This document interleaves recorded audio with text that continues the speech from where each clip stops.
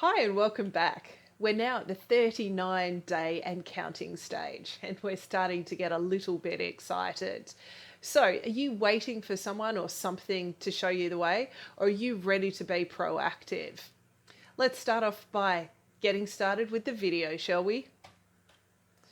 So, what's on the exam? We know that there are 3 sections to our exam. We have our single text response in section A, we have our comparative text response in section B, and of course we have section C, which is our persuasive argument and language analysis. We're looking at section B, our comparative text analysis response. We need to start thinking about how we're being assessed. And we're being assessed in 3 different ways.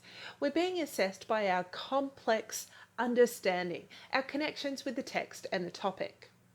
We're also being assessed by our authentic comparisons. What are the similarities and differences between the 2 texts from the big ideas? And of course, our use of effective and precise English language. It's these 3 things that the assessors examine you by, and it's these 3 things that the assessors holistically look at. The assessors don't look at the 3 criteria and say a third of your mark is allocated to each criterion. No, what they say to themselves is, in the big picture, has the student made these meaningful connections to the text and topic? Have they made authentic comparisons between the 2 texts? And of course, have they utilised effective and precise language? The other aspect of this comparative text response is that there is no hard and fast rule about how much of one text you need to place within it. So if you're putting 60% of one text in compared with 40% of the other text, that's absolutely fine. Most schools rely on one major text and then have a supplementary text.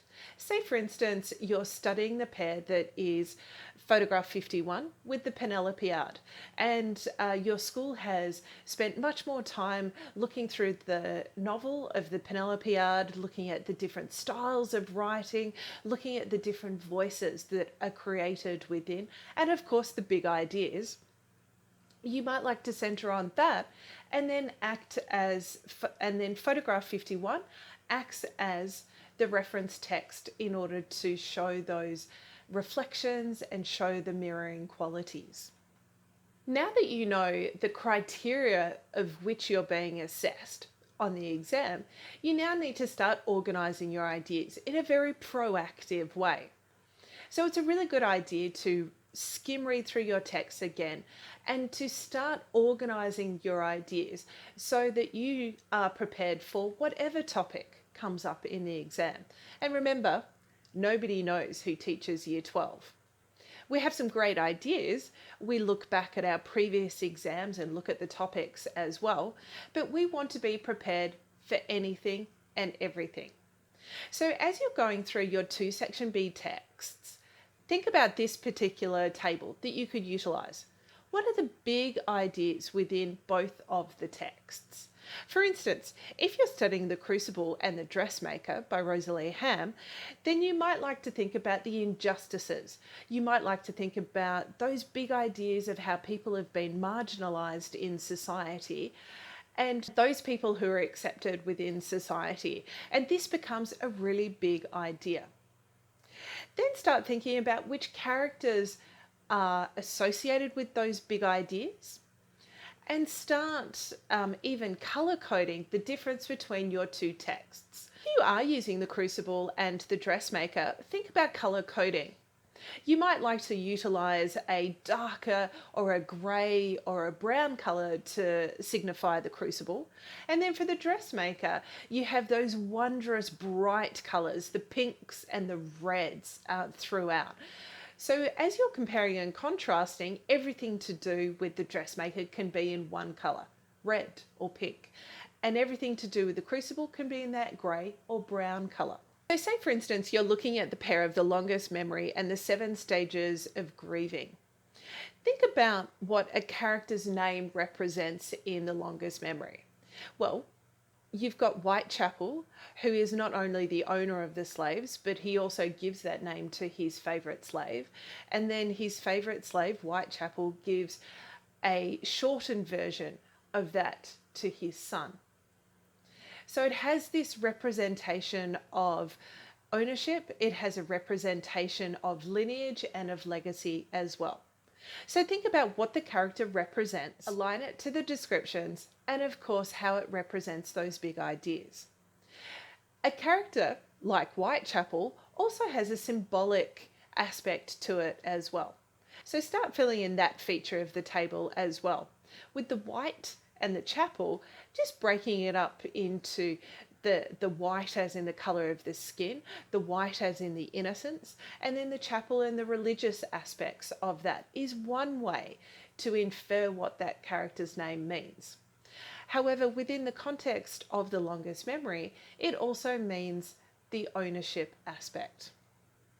And then, of course, these big ideas also filter into larger philosophical ideas, larger psychological ideas, and these become your conceptual or your context aspects. So within your single text response, you'll be looking at the social, historical, cultural context. And in this way, in your section B text, you'll blow that out even further to not only examine the social, historical, cultural context, but also the philosophical underpinnings, the psychological underpinnings as well. So we need to start getting proactive.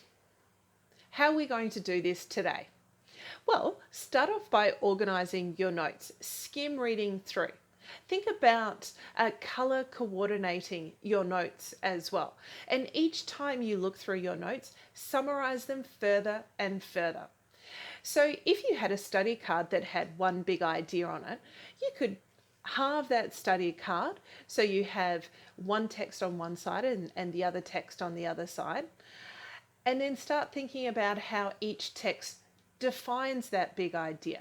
What characters are associated with that idea? Are there any symbols associated with that idea? And then you start thinking about not only the historical, social and cultural context, but also how that shows the underpinning philosophy and psychology of particular characters. And again, set yourself 2 lots of 45 minutes and give yourself a reward within, so you break it up, and a reward at the end. Another aspect that you could do whilst you're summarising all your information is create icons or pictures to really aid your memory. You're already using colours, so now think about different icons or pictures that you can use.